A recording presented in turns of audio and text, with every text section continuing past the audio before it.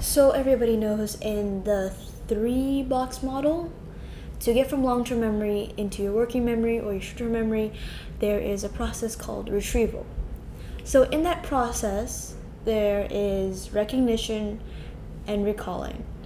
So recognition is like a multiple choice question test, right?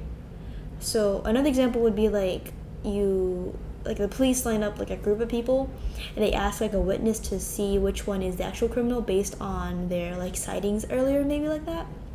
And they're asking them to like recognize them, like maybe they have a red beanie, a blue shirt, maybe some like black or white jeans or something like that. And this recognition ability is stable, meaning it doesn't decline with age. However, recall isn't.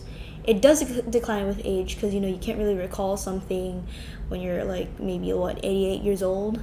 And it is like flashcards, right? You see the term and you pull out like a translation or definition. So that ability declines with age, and recognition is obviously easier than recall. Like who wants like a fill in the blank test when you have multiple choice A, B, C, D. And the thing is that to make this easier, there's things like relearning and overlearning.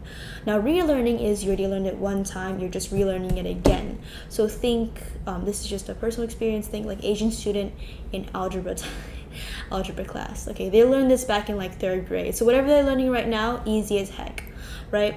Overlearning is like you learn this ability and you just, after you learn that ability, you're just trying to redo it every so often. So let's say let's go with the bike example. Let's say you just learned how to ride your bike, so your parents are just forcing you to do like one whole lap around like the community or something like that, just so you can get that process stuck in your head, and to help you with retrieval and stuff, there's cues that are like connection points for memories. First of all, there's priming. So it's like noticing certain things, and then in your head you're like, oh, it's like this. So like for example, you see a wiener dog, and maybe you primed yourself to think it was like, I don't know, a hot dog or something like that. And then there's context dependent memory, which is like based on your location. So like let's say you walk into this room and like you're like you remember that you had a math test because you're in a room that's like a bunch of math books just scattered everywhere.